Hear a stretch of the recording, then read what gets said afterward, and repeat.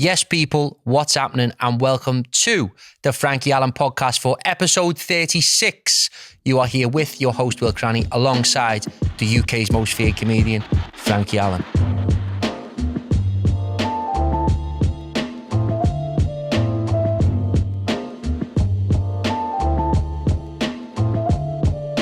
How are you doing, Dad? That's me, doing great. We had a great weekend down in Coventry. Nuneaton, really, they call it, just outside, about 8 miles north of Coventry. What a great crowd, absolutely fantastic. It was brilliant. Great. It was a belter. Fantastic night. Lovely crowd. It really looked after us. I mean, the guy that was running it, they gave us a restaurant. We had lovely steaks and the security. There's about 6 or 7 lads on. They were stuck to us all the time. We didn't really, I'm not saying we didn't need them because you never know if someone's going to kick off. But the crowd was all sold out at a huge marquee. Absolutely fantastic night. And I was up in Newcastle, which I went on my own. Well, I went with Jack Ryan, our support comedian, who's, I think he's gone to London today to do something. But you didn't go. I mean, I went because I went to a funeral, really. Yeah, so fill us in about that. First of all, before we go into the show at the weekend and the fact that you went to that funeral, tell us, first of all, the last 2 episodes that we had on with Jack Ryan. It was interesting having another person on the couch, having a chat with us. How did you think it went? Did you enjoy it when you watched it back? Yeah, it always helps, doesn't it? I mean, no matter how good me and you are together, how everybody says that we gel together, we bounce off each other, but you can have too much of a good thing. It's nice to get somebody else in on the act, so to speak, and give their input. I mean, he's doing all the shows with us now. Yeah. He's on as support actor. He's very good. And, he can probably bring to the table a lot. He remembers things about shows that we've done at venues that we don't remember. Everyone remembers different things. Well, I was watching it back. I thought it was hilarious. Obviously, anyone who's listening to this, if you haven't, episode 34 and episode 35, we did with Jack Ryan. And it was dead interesting because I was listening back to him telling the tale about how he died, the terrible death on stage, and it went viral. It was hilarious. It was funny. I think he was very hurt and upset when it actually happened. And I think it done his career a lot of damage, really. It really did. But it can't have done his career damage. Hang on, Will. No, only temporarily. Yeah. I mean, that's what if you leave me... What I meant to say is he had the confidence and he had the courage, really, to get over it all. We've all had knocks. There was a bit of a knock, but he kind of overcame that, and that's largely forgotten now. It's forgotten, that video. Yeah.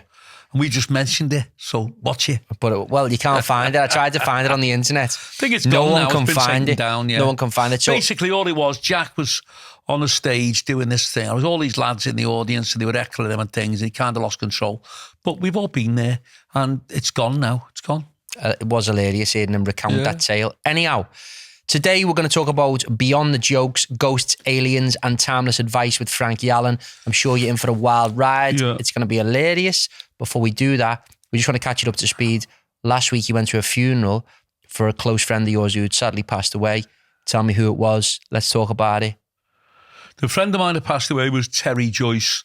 Terry Joyce, a comedian, probably been working the same amount of years that I have. I've worked with Terry on shows. He was a fantastic comedian, brilliant at doing impressions, as well as gags. He used to mix and match. And big fella, he was about 6'3", 6'4", Terry, but a lovely man. And he's from Newcastle, From Newcastle. And a couple of times over the years, he's rang me, given me jobs that he couldn't do. And then I've rang him. I remember giving him a job that I couldn't do. Something that happened, the fella said to me, can you recommend a comedian? Terry Joyce went over to Whitehaven up in the Lake District. The fella rang me up. He said he was fantastic. Lovely man, great comedian. Sadly passed away. So I went up to his funeral and Jack Ryan came with me. He'd met Terry a couple of times as well. And he had a big net. A lot of comics were there, We'd done a show for him. Yeah. After the funeral, we went back to a place. Anyone from the Northeast will know this place called Hebburn. Hebburn, Hebburn British Legion. Yeah. A big club. And I was there, Mick Monroe, Chubby Brown was there, Roy Brown was there. He got up and done a spot. We all got up. And it was kind of like guitarists on and singers. I don't think there was a band on. And it went all day and all night. Just a tribute, really, after the funeral to Terry. Which is the way, really, I'd like to be remembered. If you've been involved with entertainment all your life, you've been on the stage, Terry got a great send-off. So many people had turned up to pay respect. The club was heaving, and he'd be sadly missed, a great man. And you and Roy and a couple of others did the spot. Did it go down well? Went down great, to a lovely crowd. Yeah. And I've done funerals before. Done a few in Liverpool, down Scotland Road, a big tradition of funerals. It's somebody well-known, respected. They always have big funerals. Sometimes they can be a bit noisy, a bit boisterous, because a lot of people that go to funerals, they're not the kind of people that go out every weekend to watch acts. Yeah. They're only going out every now and then. And a lot of them are quite old, really. They're getting on a little bit. So they all came out, but this particular funeral for Terry, they were fantastic, to a lovely crowd. Boss, obviously it's a little bit like with Terry, it makes sense that he would have comedians at his funeral because he was a comedian himself. Yeah. And obviously he's got other friends in the business that are like kind of paying tribute to him. But on a normal funeral, like I always see funerals, obviously it's a celebration of somebody's life when they've passed. Yeah, sure. But it's a very sad day. Is it the majority of the funerals that you performed at before, like, are they for off-the-wall characters? Are they for larger-than-life characters? Why do they have a comedian at the funeral? I think what it is a kind of... The history of the UK, people don't realise how much immigration we've had from Ireland. Okay. Now, in the Irish psyche, the Irish persona, you've heard of Irish wakes. Yeah. They literally celebrate for days and days when somebody dies. It's kind of a celebration to them, much more than parts of England. And Terry Joyce, that's an Irish name. I'm sure, Terry was kind of Irish descent up in the Northeast. A lot of Irish went and settled in the Northeast after the war. Working on the shipbuilding and things. People think, oh, Liverpool, Manchester, Birmingham, but Glasgow, hundreds of thousands of Irish settled there, Newcastle as well. So it's a thing that's kind of permeated throughout the UK now. People, they may not have Irish fathers and grandfathers, but it's become a tradition now. It's passed down, and especially in entertainment, even if you're not kind of Irish descent, in entertainment, it's a thing. Celebrate with a show. But like, I'm curious, obviously you've been performing at plenty of funerals before. Yeah. Is that majority of them in Liverpool, or is that all over the place? And what's the setup like when you're at a funeral and there's a comedian there generally? To be honest with you, the majority have been in Liverpool. Yeah. And probably that's a strong Irish connection. And they've all been Vauxhall Road, Scotland Road, down that area where, they're kind of like 3 or 4 generation to come over from Ireland, you know. So it's been a tradition, as I say, this idea of a wake rather than mourning. Once they mourn, the broken-hearted, whoever's died. But after that, they choose to they want to kind of celebrate and make a big day of it, Yeah. It's a strange thing. But Terry had a great send-off. It was fantastic. Yeah, Belter. Interesting for the people to hear about your communication with Roy Chubby Brown as well, because obviously you and Roy are heroes to many people who are probably watching this or listening to this podcast. And it's fascinating for them to get an insight onto that as to obviously you and him respect each other as acts and comedians, and you've been texting a bit through the week and giving each other calls and, Well, I met Roy a few years ago. Obviously, he's a living legend. You don't get any bigger than Roy Chubby Brown, famous and things. But what a lovely man. He's a great fella, He's just one of the lads when you meet him. He was on the Empire a couple of years ago. We went to see him. Do you remember we went in Liverpool? We went in to see him. And there's no airs and graces. I'd like to think that I'm the same myself. He's not pretentious, doesn't try to be big time. Just one of the lads, but very, very great talent, very talented. Yeah. And the two of you have been moaning back and forth about different gigs. Well, we moan on the phone. Go ahead. It might be on the little popper of the comics or whatever. There's a little bit of that. Yeah. In entertainment with comedians, they always have a little pop at each other. Yeah. But you and him aren't having a pop at each other, though. You're bigging each other up. A little bit. Yeah. But it's like this, when something really tragic happens, like everybody, and it was amazing to see all the different artists from all over the UK. Yeah. People had come from America and Spain and everywhere because he was such a lovely man. Yeah. Brilliant. Okay, let's get into the juice of this podcast, which is ghosts, aliens, and timeless advice. Yeah. The first question off the top is, first of all, do you believe in ghosts? Yeah, well, spirits? I've always been sceptical of life in general. I don't believe anything until I actually see it. Yeah. And I experience it. But if I'm working on the clubs, which I am now, and I've been doing it, you consider how many times I've been on the stage. Thousands. I've worked out in my life, it's probably 8,000 times, 9,000 times. Now, over 40 years working in different venues up and down the country, everywhere. All those clubs. But every club I've done, I've had to travel to. Yeah. A lot of them I've travelled to and have come home at night. Most of the shows are like evening shows. So you're driving through the night. I've had to come home, drive home from Scotland, South Wales, North Wales, different, the Lake District.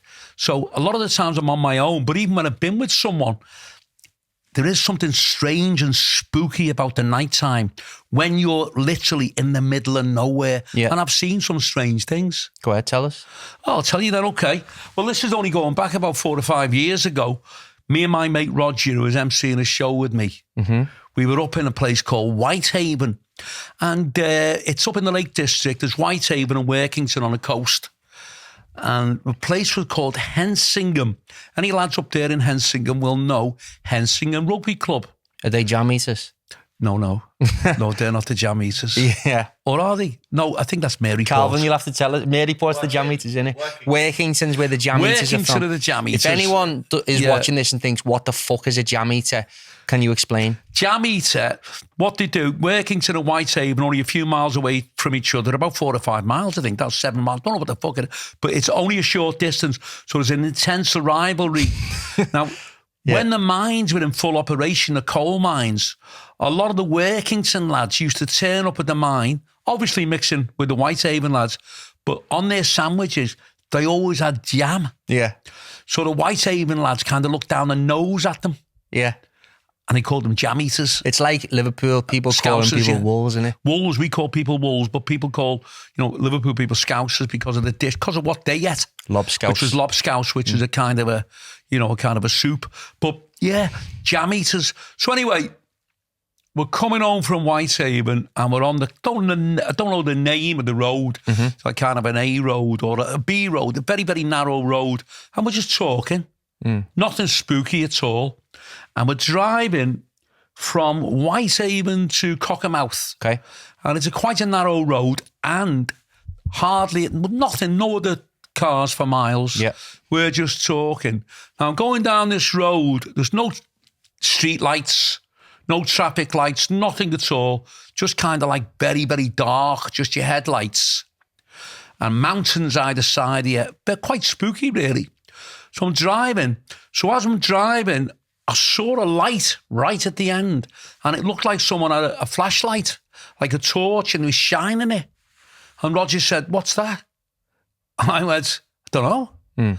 We got a bit closer, and as we got closer, there was a fella, like an image, a fella standing on a corner, and he's quite tall. He had long hair over his ears. I'll never forget what he wore. He wore a pullover, which I would call a crew neck, like a round pullover. Yeah. His hair over his ears. And he had these pants on, these trousers, but with flares. Okay. And he really reminded me, he looked like something from the 1970s. And he was hitchhiking. He had his hand out, he had his arm out, and his arm was just sticking out like that. But the strange thing about it, the weird thing, how I knew straight away that it wasn't a fella hitchhiking. He was very, very bright. When we saw the image, saw the light, I thought, that's weird. And I thought, is that a person? But it looked like, if you went to the cinema, if you went to the pictures and you're sitting there, you can see people in a film, but in real life, it's not that bright, is it? No, I get what you mean. But he was very, very bright. And this arm is hitchhiking. His hand was sticking out. And I went, that's too long, his arm. How far away is he from you when you were watching this? I stopped. Yeah. I stopped the car. Yeah. Thinking, did he want to lift? I couldn't make my mind up. I said, just a fella, hitchhiking. Yeah. It's only about 18 or 19. Yeah. Because he's facing everything. Yeah. So I just pulled up and Roger said, fucking hell, Frankie, I don't like this. Don't stop. I think he started to get scared straight away. I said, what is it?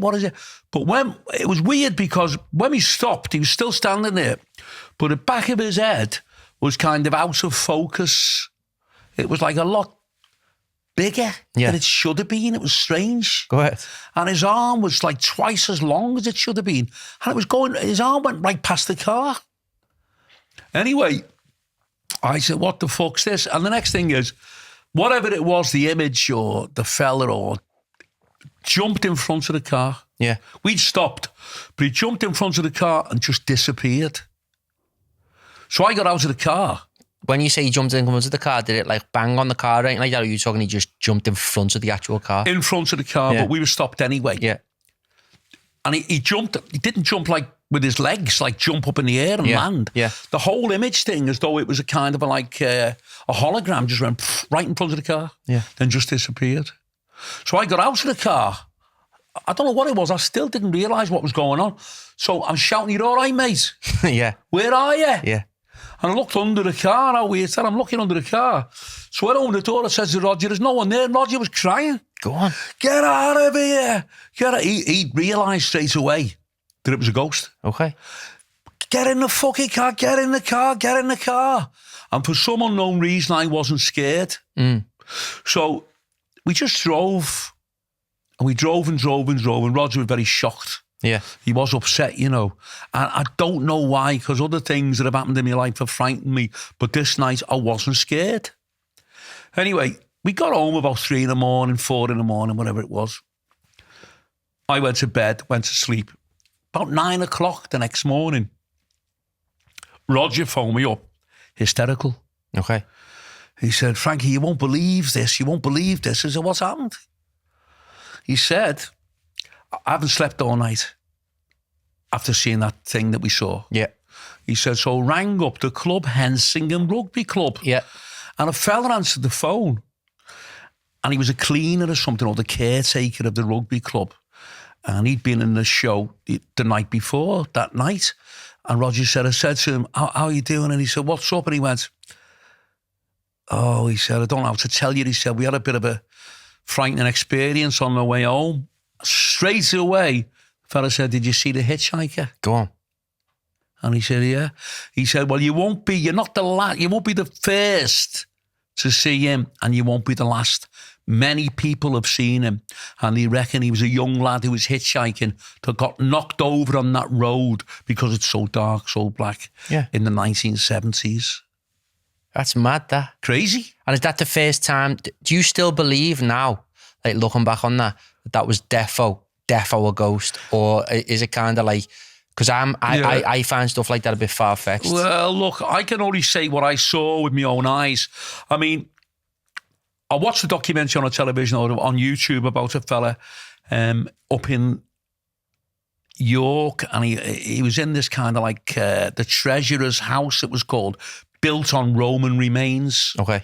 And Harry Martindale, his name is. Anybody wants to look it up, Harry Martindale. Absolutely fantastic little short documentary. And what happened to him, he was 18, he was on a ladder, he was painting, he was an electrician, he was sorting some wires out, and the old Roman road was still in front of him. Mm-hmm. And as he's on the ladder, he heard like these trumpets playing. And he turned round, and some Roman soldiers on horseback playing trumpets came right through the wall and walked past him. He fell right off the ladder. And when he looked down, where the Roman road had stopped and the new kind of wall began, he couldn't see their feet. But when they reached the Roman road, he could see both the horse's hoofs and the soldiers' feet were actually on the old Roman road. They walked right past him, about 16 of them. And he says on the documentary, I'm not asking people to believe what I say. All I know is that's what I saw. Yeah. So I'm happy with that. Is he trying to say that he was in a time slip, or is he trying to say he's not trying to say anything? Life? All he's saying when he was interviewed was the fact that, because what happened was he was so scared he packed in his job. And the rumour got round. He's interviewed by the local paper, and then a national paper got hold of it. It was in the 70s or the 80s. I think he's dead now. And but a very, very good story. But when he was being interviewed on camera, it's just what I'm saying, basically. He said, look, and I'm probably similar to him in my mentality. He said, I'm not trying to impress anybody, but I'm not trying to get you to believe what I saw. Yeah. I don't really care. Yeah. If no one believes me, I don't care. He said, but I know what I saw. Yeah. And that'll do me. Fair enough. Is that the only time you've ever seen anything? That I've ever seen anything? Yeah. No, I've seen a few things. Go on, give us the next one then. How many times have you seen things? Loads. Because I've never seen a ghost in my life. Really? I believe in weird things in terms of like, I'm a little bit spiritual, but I don't really believe in ghosts in that context. Today's episode is brought to you by Skalptec, the leaders in scalp micropigmentation treatments. As you may know, Frankie himself has had the treatment done.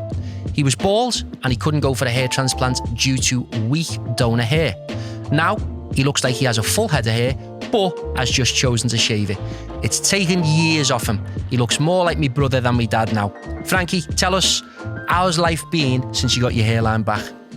It's life-changing. It really is. I'm not one of these fellas that, kind of exaggerate or tell lies. It's life-changing. The answer to my prayers, I was kind of fucked up over my hair like a lot of fellas are for many, many years. Tried different things, went down the road, transplantation, didn't want to work, it didn't work for me, and tablets and whatever. This is the greatest thing that you're ever going to get done to your head. Get it done. Skalptec. Skalptec offers a cutting-edge solution to hair loss that looks natural. Whether you want to add density to thinning hair, cover up scars, or create a full hairline, Skalptec has got you covered. Our mate, Terry Joyce at Skalptec, he is the best in the business. He's won the UK Scalp Technician of the Year award 3 times, so you're definitely in safe hands with him. They have locations all over the UK, including Bearscough near Liverpool, Newcastle, London and Shrewsbury, as well as Jersey and Rotterdam. They're really close friends of ours, and without them, we couldn't make this podcast happen. Mention the Frankie Allen Podcast to get a special discount on your booking. Visit skalptec.com to learn more and book your free consultation today. All the details, including the link to book your consultation and the contact information, are in the show notes or the video description. Get it done. You won't regret it. Look at me. Proof of the pudding's in the eating. I've got no hair really. Look at it. It's fabulous. It's great. Get it done. Thanks to Skalptec for sponsoring today's episode. Now, let's get back to the show. Well, I've seen a couple of ghosts, and I'll get to them. One of them's a kind of a bit of a heavy-duty thing, so I'll get to that towards the end. Yeah.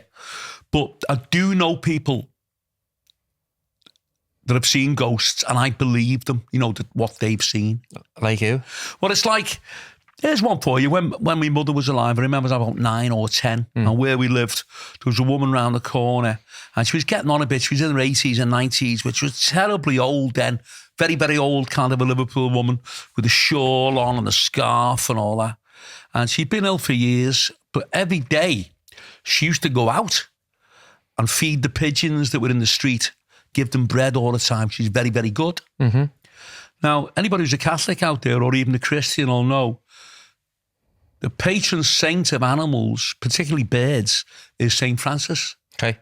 Now, I remember being a kid, and I'd been to my grandmother's with my mum, and we were on the way home, and my mum said, let's just go in here and see how Kitty is. She was dying. Years ago, if you were dying, you used to be upstairs in the bedroom. It'd take about 6 weeks to die. You were just lying there for ages dying, and then you just pass away. So I remember going with my mum to see her, and it was actually the night before she died. She died the next day. And my mum said, how's it going? Are you all right and everything, looking after you? She knew she was dying. And she said, I'm very happy, Annie. That was my mum, She said, St. Francis came to me last night and he said he'd taken me to heaven. Then she died. I mean, when I saw that, even though I was a kid, she believed what she'd seen, even if it was a hallucination or in her mind or whatever. But who's to say she wasn't telling the truth? That's true.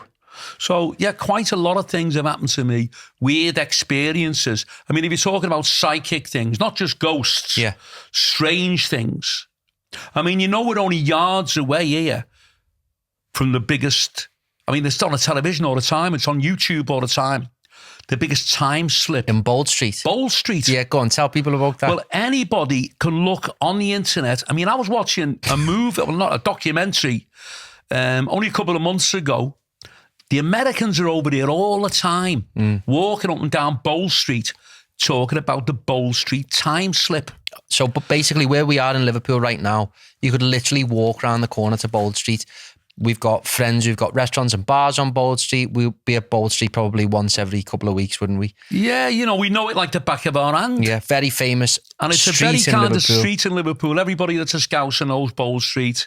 A lot of shops there. It's on a hill leading up to like the bombed out church. And Now you can sit outside, a lot of cafes and restaurants there. Yeah. Sit outside, have something to eat. It's fantastic. But it's very, very well known around the world for the Bowl Street time slip. Yeah. And anybody who doesn't know what a time slip is, it's when we're in the 21st century now, it's 2024, and we're very aware of where we are. But various people around the world contend, good word for Frankie, that means they make a statement to say that suddenly they were transported into a different time, either in the future or going back into the past. Yeah. And what happened with the Bowl Street time slip was there was a fella, he was a security guard in Bowl Street. And he was walking up Bowl Street one day, and this guy, who's a former policeman, by the way, this is all verified. He wasn't telling lies. Yeah. This is his statement. As he's walking up Bowl Street on a Saturday afternoon, everything suddenly changed. He looked across the road to Waterstones, which was a bookshop. Mm-hmm. Suddenly it changed into Crips, and Crips was like a store in the 1950s that sold handbags and things and scarves for women. And when he turned around, he noticed that all the traffic had changed. All the cars were very, very old-fashioned. And he noticed a Royal Mail van going by with a motorbike driving it, pulling it at the front. Okay. Which I can't even remember seeing. Very, very old-fashioned. And he was scared, he got frightened, he got terrified. And he's looking around and he saw this security guard. The security guard was still in like 2000, whatever it was, or 1989 clothing.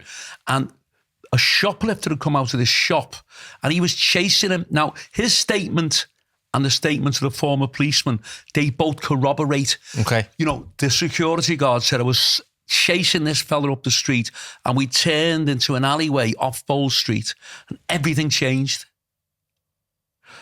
The fella disappeared, he was chasing, but his surroundings became very, very old-fashioned, very much in the 40s or 50s, and he couldn't understand why. And he turned around and he walked back down Bowl Street. Now, meantime, the former policeman was terrified, scared, and he ran into Crips. It had become Crips, this old-fashioned store, which 5 minutes previously had been Waterstone's bookstore. Okay. And when he went in, this girl followed him. And she'd come in off the street, but she was in modern clothes as well, as though she'd kind of escaped the time slip. And they began talking, and he said, what's going on? And she was really scared. She said, what's going on? What's this shop? Yeah. What's happened to Waterstones? Yeah. And when they looked around, there were people in there, but everybody was dressed as though it was 1950s. Go on. So they said, we'll have to get out. We'll get out. And the girl started crying, and they ran out into Bowl Street. Then suddenly everything changed back. And I think it changed back into 1999 or in the 90s. But the story came out, both the girl, the former policeman, and the security guard were all interviewed and all gave the same story. So that's a time slip. And they didn't have any association with each other prior to that story? They never knew each other. Yeah. They were just random people that were walking up Bowl Street on a Saturday afternoon. Now, one of the documentaries I saw, which is very, very interesting, was an American documentary. And the Americans really believe it. They wouldn't come over here for nothing if they didn't believe it. Yeah. They came over, and this guy went to St. Luke's Church, which is the bombed out church people know at the top of Bowl Street. And he's in there, and his theory was this. He said, what I think actually happened here, he said, I've investigated Liverpool's underground railway. You know, you've got the underground here, haven't we? I didn't. What do you mean? Well, you can get a train, can't you, in James Street and go to Birkenhead, but it goes under the Mersey. I didn't know that. I didn't know that. Go on. What do you mean? I didn't know you could get a train from Liverpool to Birkenhead. I thought you just had to go through the tunnel. What, with a car? Yeah. Yeah, but didn't you know there's a railway? No, I've never been Hang on on a minute, the train. let's just stop this Wait video. There, wait there. I never knew. Will, you didn't know you could get a train No, to I've Birkenhead? never had the urge to go to Birkenhead on the train. You can no. get the train in James Street. You can get it in Moorfields. Yeah. And it goes over to the Take Wirral. it to Chester or anywhere. Oh, I didn't know. Underneath even where we are now, there's train lines going round, figures of 8 and everything all over Merseyside. Yeah. Anyway. The fellow was investigating the fellow investigated, and he said, my theory, and he showed a map. He said, here's the underground railways of Liverpool. Yeah. He said, it's in like a triangle. He said, but the apex of the triangle, which is right at the top, right at the point, is the middle of Bowl Street. Yeah. He said, what I think has happened is because of all the electricity and the magnetism that's flying around in this triangle for years and years and years with the Liverpool trains, which are like, 100 feet underneath where we are here, 50 feet. They created this magnetism and it's made a kind of a black hole and a time warp. And these people, whoever they are, the policeman, obviously, and the security guard and the young girl, they've gone back somehow. Other people, I don't know what's happened, he said, but they've gone back into like the 50s. And don't forget, every shop that they mentioned, they documented everything and they checked it all out. It was all true. So unless the three of them had conspired to tell a huge fib, a huge lie. Yeah, but ever since, has there been other time slips in that area that other people have said about, or is that like the one time? There's been strange things, kind of like in Rodney Street. Yeah. There's a legend of a fella runs down Rodney Street at night with a big top hat on and tails, Oh, I don't know that. Yeah, you want to watch anybody who's out there interested in this stuff. Yeah. You want to read up on the internet, Ghosts of Liverpool. So just on that then. Yeah, but that's a true story, Bowl Street. Obviously, in terms of a time slip, I know that you are fascinated by this type of stuff, but like if you were in a time slip and you could go back to any time, where would you go?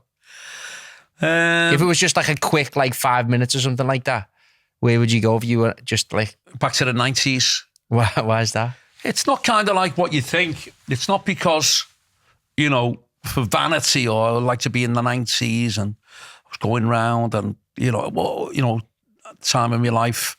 But during the 90s, I was very busy as a comedian. That was great. But you were only a baby. Went in the 90s and it was very easy. You were very easy to handle.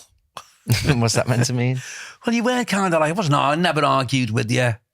Never like... Only because I couldn't fucking talk, probably. Well, that's it. Yeah. But it doesn't matter. Yeah. And you're very easily pleased. Only had to buy you something and you were over the moon and you were a good kid. You never cried or you weren't aggressive. You're a lovely kid. Yeah. So I'd like to go back to the 90s because of that.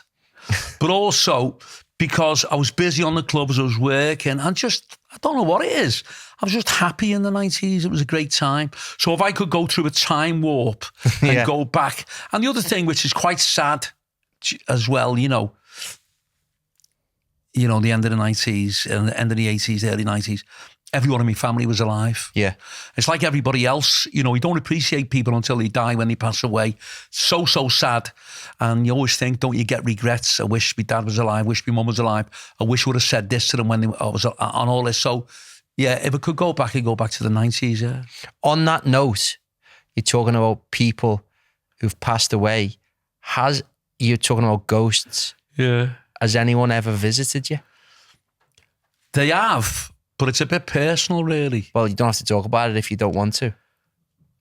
Okay, well, look, I don't mind. I'll tell people. I had a brother who died, and I was only kind of like 16 when he died. He was only 10 or 11. And one night, I fell asleep and I had a dream. He was in the dream. And at the time, I'd been very upset about him. I just couldn't kind of get over it, And in the dream, it was a very vivid dream. It was kind of though he was alive and everything. We were together. And then I woke up. I actually did wake up. Yeah. And I just saw him standing in the corner, only for a few seconds. But I just saw him in the corner, just like someone had projected something with a projector, like a hologram. And then he saw him and then he just went. Yeah. And did that make you feel better about the situation a little bit? To be honest with you, that night, I was a bit scared. I put the lights on and went to sleep with the lights on, but a little bit after that, I felt very comforted really after that, in the weeks after, thinking, there's something else, there is something else. We don't understand it. It's like your television, innit? You say to yourself, if you would have said to somebody like 100 years ago, come and see the screen and they'd be screaming, what's going on? What's going on? How can yeah. But we don't understand it. It's like when we die, nobody really knows what happens. Yeah. We don't understand it. But it doesn't mean it doesn't exist. That's so true. So, yeah, but with the time warp, you haven't asked me about my time warp experience. I didn't know you'd have one. Well, that's why we got talking about, because I've had a time slip. Go on, talk to me about the time slip. Well, then. the time slip, maybe it's not as glamorous or as kind of like colourful or whatever, and not such a big story as what happened in Bowl Street. Anyone who's out there interested in this conversation, this podcast, look up Bowl Street time slip. Very, very interesting. And there's one as the Wavertree incident. What's that? Well, this is another weird one that I've been looking up on YouTube. You know, I'm from Wavertree, Old Swan, Wavertree, Kensington, all these areas. Lived in all over the place. I lived in Wavertree for years. And I think it was 1972. A bus was going down Wavertree, the 79 at night, 9 o'clock at night. And it stopped.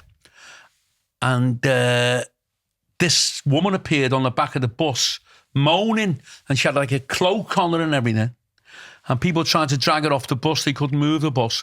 And then these people, like monks they were, I'm not sure if they'd come from like the past or whatever, or people with monks came up and started banging on the windows of the bus, and the bus driver was hysterical, and a girl managed to get off the bus and ran and saw a copper, saw this policeman at the top of the street, and the police ran down and they disappeared.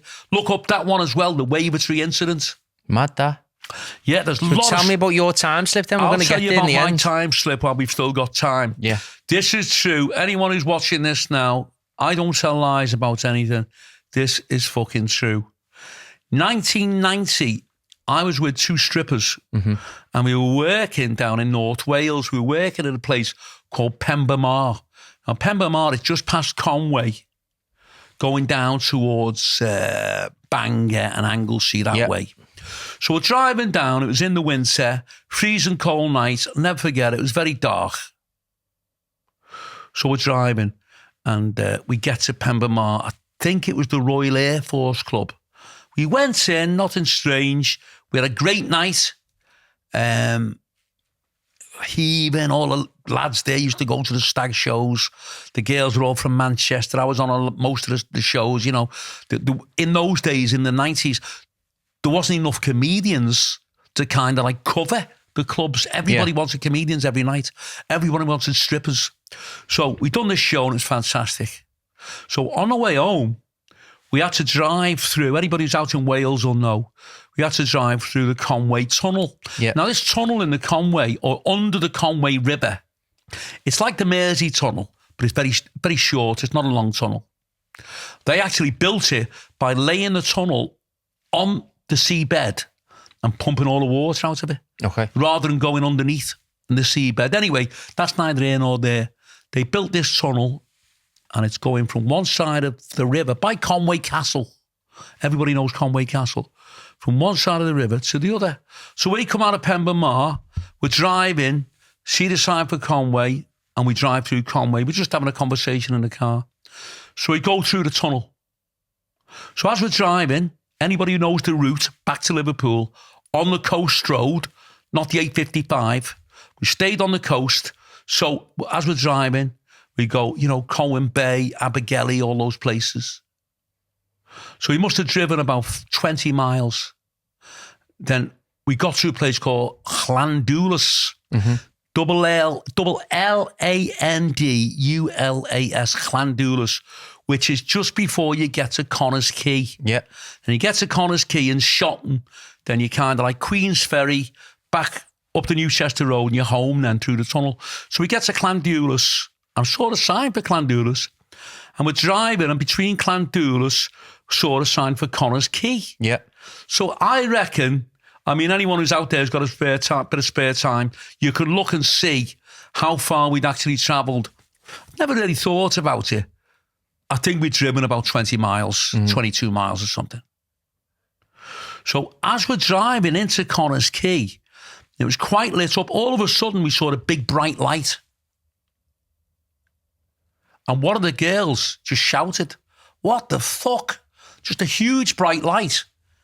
And when I looked, I was driving And when I looked, I was back in the Conway Tunnel. But I was going in the opposite direction. That's so weird. And it was so difficult, so strange to explain. Nothing had kind of like happened. It was as though we were driving, and suddenly, in an instant, we'd gone from being Connors Quay to the only thing that I could say that I kind of felt, which is so weird. When I became aware, you know, in a split second, that we were back in the tunnel, 20 miles back, but all lit up because we were driving in the dark, and all of a sudden, back in as bright as this studio, we're back in a very bright tunnel. The only thing that I could kind of like equate it to, say it was similar, was when a plane lands. Okay. You could feel a tiny bit of like a jolt, boom, of the wheels hitting the road.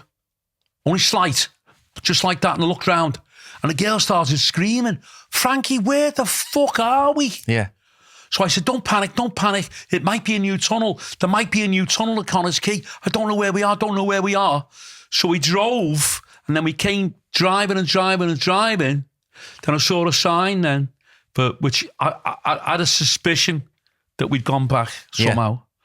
I saw a sign for this. Everybody will know it in North Wales. A place called Twiggy Fitchy, which is a little village. And once I got to there, I knew we were nearly in Pembromar again. Mad. So the only thing that we could do, I just had to kind of like settle the girls down a little bit. Just say, well, I think it may have taken the wrong turn. Yeah. And I've come back on a different road. But we all knew we hadn't. We'd been on the main road. But it wasn't the main coast road. That wasn't like a time slip to go back in time. That was just a glitch. Well, yeah, well, it's a time slip. If you're going back to where you were an hour before, what is it? Yeah. Oh, no, I see what you're saying. You know what I mean? Yeah. We've travelled through, something's happened. Yeah. Something strange. So and then the only did you thing speak about it afterwards, or be like, what the fuck was going on there? We couldn't stop talking about it all the way home. You know, the girls were like, one of the girls was quite upset, really, and we're just driving home, and they go, Frank, you know, the Manchester, Frankie, what the fuck was it? How the fucking hell? I mean, did you take the wrong turn? But I knew I hadn't taken. We'd seen a sign for Connors Quay. Yeah. So even if we would have took the wrong turn off at Connors Quay, how could you be back 20 miles for the journey you'd already done in 2 minutes? It didn't make sense, and it was a bit scary. Never happened again, anything like that. I've never been kind of like, I suppose, I'd have to say, you've been transported there. Weird, isn't it? Very, very weird. Have I ever told you about the one that happened to me? No. I'll let you finish first. Let's finish that story now. Okay, sound. Well, I didn't really want to talk about this on the camera, but I'm going to talk about it now. So, you know, the last time we did the podcast, I was just sitting talking to you. Yeah. All of a sudden, I looked to your right shoulder, to your left, where you're sitting now. Yeah. It looked like I'd been transported back to 1970. There was like a human puppet sat next to you. What do you reckon? Well, that human puppet that you saw, you were transported to the 70s. That was a puppet from the early 70s. And his name... Did you see it? What do you mean? Did you see the puppet? Yeah, I've seen it. I've seen it on the podcast. No, did you see the puppet on our podcast last week? It was Jack Ryan, Will. No, this is just Will's weird sense of humour. He always kind of ruins everything when you're being serious. Go on. No, I like the series. It's quite funny, yeah. Very funny, yeah. Jackson, it looks like a bit of a puppet, yeah. But yeah, I think that was back to the 60s when you look at Supercar and Mike Mercury and Tex Tucker, 4 Fitter Falls. Yeah. And Fireball XL5, all these puppets. A fella called Jerry Anderson brought them out. And Thunderbirds, people out there, bit older will remember Thunderbirds. I've just taken you off track here, totally, haven't I? Jack Ryan is kind of like, was in Thunderbirds because he walks like that, he talks like that, he's like a puppet. Anyway, wrapping up, obviously we did a show at the weekend and it was absolutely fantastic. Did the show at the weekend bring home to you how good the shows are and the absolutely fantastic reception that we're getting now? I just want to say to anyone who's watching this, if you do want to come along to a live show, all the details will be in the description. You can go to frankieallen.co.uk, But what I've seen, and I don't know whether you feel the same, Dad, is the positive momentum that we're building with the podcast and the vlogs, getting back to it, reaching an audience who are a really bought-in community. And look, don't get me wrong, I know that you guys appreciate us putting out this content for you, but we genuinely appreciate the warmth and the community that you're showing us, and all the likes, the views, everything goes a very long way. But not only that, in person, it feels like we're I'm not over exaggerating here. It feels like we're creating a real connection with people, doesn't it? Yeah, we've smashed the glass ceiling or whatever the analogy is, whatever. The last few shows, that show that we did in Coventry, absolutely fantastic. I'm not just saying it. You're not going to get a better show than that anywhere in the UK. Yeah, it's absolutely fantastic. And we all worked well together. A lot of people comment to me about yourself, Will. He's dead funny. A fellow was saying to me this morning in the cafe, yeah, is that your brother? Is that your son, Will? Isn't he hilarious? He's very, very funny. And I always go, where is he funny? But they find it funny. Yeah, because I'm dry. You don't get my sense of humour. I don't get it. Your dry sense of humour. But yeah, great. We're doing fantastic at the moment. So onwards and upwards. Nice one. I hope you enjoyed today's episode. What I would love you guys to do, if you are watching or listening, whatever platform you're listening to or watching this on, please do comment any questions or topics that you'd like for us to talk about in future episodes. We'd love to hear what you guys want to hear, because ultimately we're here to serve you. We're here to serve our community, or Frankie's community at least, and make sure that you get the content that you want us to put out. We've got loads of ideas for future episodes, but have really enjoyed it. Alongside that, Skalptec have been absolutely fantastic to us in sponsoring the podcast over the last, this is the 11th episode that we've recorded since we've come back, but we are actively looking for a new podcast sponsor. If you feel like sponsoring the podcast, we're hitting minimum 1,000 views a week, 2,000 views, loads of listens. You get my dad to do a little nice readout for you, and you can sponsor the pod and keep this train moving for us.